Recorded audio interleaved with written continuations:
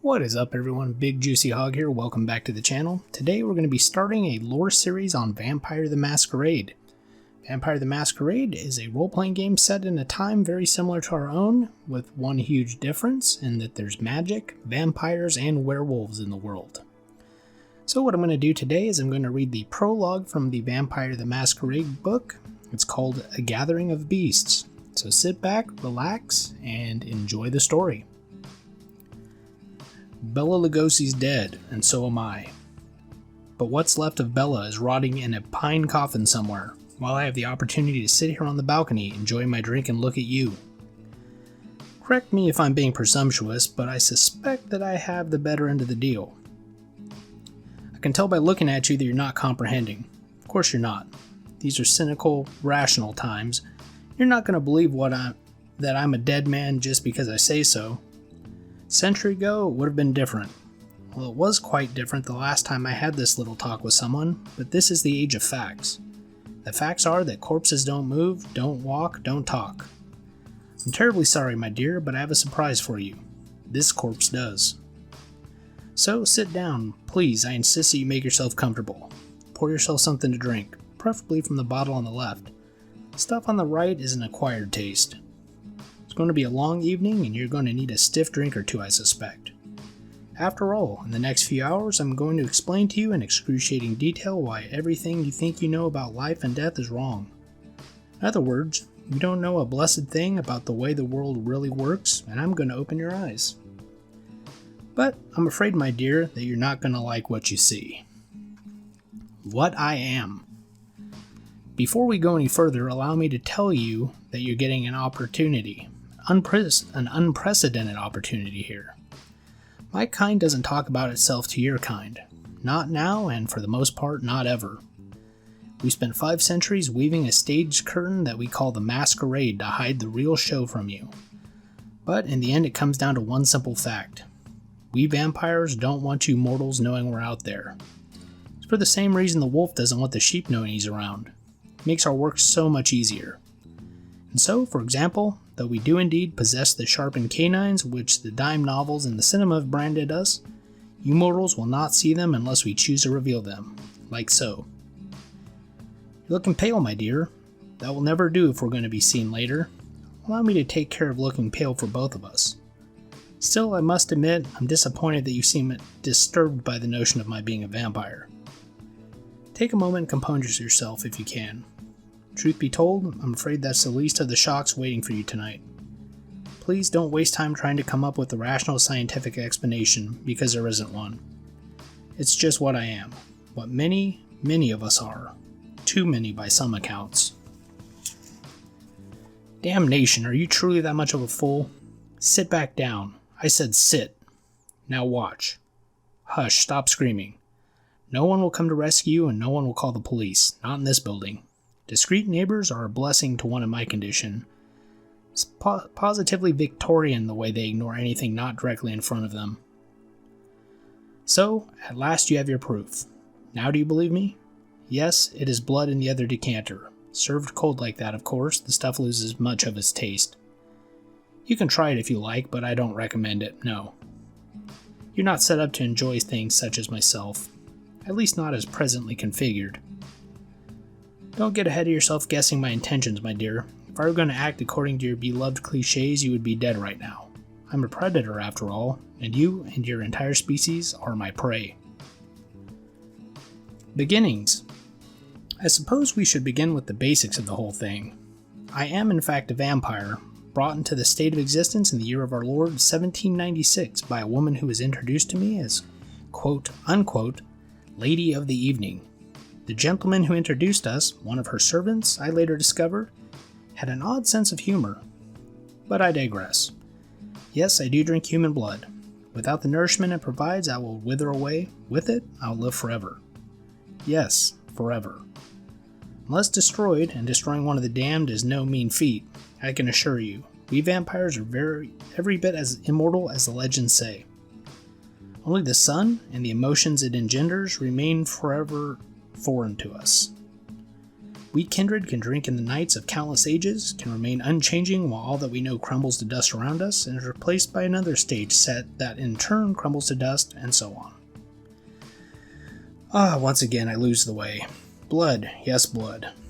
I can get by on the blood of animals. Most of us can, except the true elders of our kind. But such a diet is unpleasant, unpalatable. No, we all want to feed on the best vintages, otherwise one goes around all the time with a dull ache in one's gut that just never goes away. Gets worse the hungrier one gets, I might add. A vampire who goes too long without feeding is liable to demonstrate a regrettable lack of self-control. There are other telltale physiological signs of my condition. My heart doesn't beat. The strength of my will alone suffices to force the blood through my body. My internal organs, by all accounts, have long since atrophied into vestigial husks, but that won't matter to a coroner, as once I'm truly killed, I will rapidly decompose into dust. In the meantime, however, I'm not troubled by such trifles as breathing, extremes of temperature, and the like. My skin is cold unless I take the effort to warm it. Doing so takes effort, though, and the expenditure of precious blood. Regular food is an abomination unto me, and it doesn't sit for more than a few seconds in what remains of my stomach. Even with eternity stretching before me, my dear, I have better things to do with my time than to crouch over toilets, heaving ashes and goblets into the bowl. Layman's terms, then, I am no longer human. For all intents and purposes, I am simply a blood-drinking, ambulatory cadaver, indistinguishable from anybody in a morgue unless I am moving about. I save the niceties like warming my flesh and remembering to blink for company such as yourself. Say thank you, dear. Keeping myself fresh and rosy looking for you is costing me more than you know. We return to the drinking of blood, the defining act, as it were, of my state. Yes, I'm afraid it is a necessity, though one can leave one's prey alive. All that requires is a little self-control and a touch of effort to close the wound. And no, we don't drink from the neck. You can cross another cliché off your list. The problem with leaving one's prey alive, however, is that unless one has certain protections, she remembers. Such breaches of the Masquerade are not looked on kindly by the vampiric powers that be. Oftentimes, it makes more sense to simply kill. My drinking problem. The crux of the matter, really, is that drinking blood not only allows me to perpetuate my existence, but also provides a sensation unlike anything this world has to offer. What is it like? My dear, words cannot describe it. Imagine drinking the finest champagne and the sensation of the most sensual lovemaking you ever experienced. Overlay that with the rush the opium fiend feels as he takes the first breath on the pipe, and you begin to have some sense, some tiny, infinitesimal sense of what it's like to drink the blood of a kind. Excuse me, a living human being. Your modern-day addicts will lie, steal, cheat, and kill for their little tickets to heaven. Mine is better, and it makes me immortal besides. Can you imagine the deeds I might commit to feed that hunger? Don't bother speaking possibilities. The truth is worse than you can imagine. And I'm considered to be a gentleman of my kind. Now imagine, if you will, some of my relatives, the ones who aren't so nice as I. They can and do commit acts that even I don't wish to consider. And here you are, poor little mortal, learning how fragile your whole existence is. Are you starting to be afraid yet? You should be. The fatal first sip. In most cases, one receives one's first drink of blood on the night one becomes a vampire, one of the kindred, as we like to call ourselves.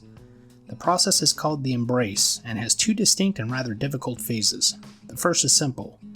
The vampire who wishes to create progeny drinks every last drop of blood he can from his intended child. This is no different from normal feeding, save that one doesn't need to worry about erasing the memory or disposing the corpse afterward, and that one gets a very full meal indeed. The difference comes afterwards. Once the last bit of blood has pulsed its way out, the parent vampire, the technical term is sire, not that you care yet, then returns some of his ill-gotten gains, bites his lip or wrist or whatever, and allows some of his blood to pass his victim's lips. Assuming that the mortal does not actively and successfully resist the process, you do, believe me. Assuming that the sire is not delayed too long in granting this gift, then the blood trickles down the victim's throat and revives her, albeit as a vampire. Sounds simple, does it not? The truth is, as truth is always wont to be, more complicated. My own embrace would seem to be the epitome of the lushly romantic gloss your age has put on my kind, and even so I shudder in retrospect at the memory. All of the ingredients of romance were there: the candlelit boudoir, the half-drunk goblets of wine, my lady's pale heaving bosom. One would think we'd retreated from the party into the pages of a novel. And so we tumbled onto the bed, and at the height of passion she plunged her fangs into my neck.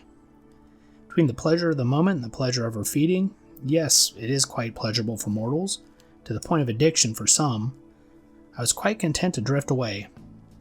I remember distinctly thinking that my mother had been right about me after all, that loose women would be the death of me, and I even recall laughing as my sire drank my life. And then, as I lay there watching the shimmering door open before me as my soul took its first faltering steps towards heaven, she calmly slit her wrist and poured the vitriol of eternal life down my throat. You can mock me for not rejecting what she offered, but even in the face of grace, life is sweet. Her blood seared as it trickled past my lips and down my throat, and I found myself wanting to live. The pain the blood brought was proof that I was alive, and when it became clear that I would not be ascending, the shining door vanished with the feeling of ineffable sadness, leaving me with my sire and a murderous hunger. Fortunately, my sire was kind enough to see me through the change.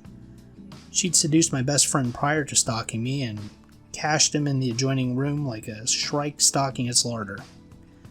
While I felt my body dying cell by cell, he lay senseless, waiting for my hunger.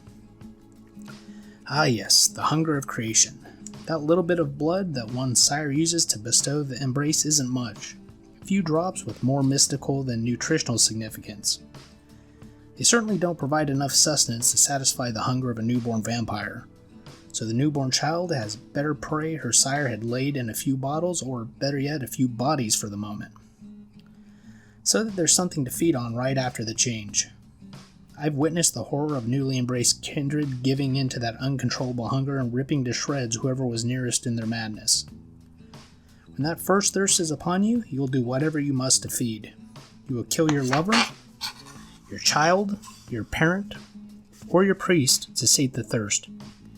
You will be glad to do so, for as long as that frenzy lasts.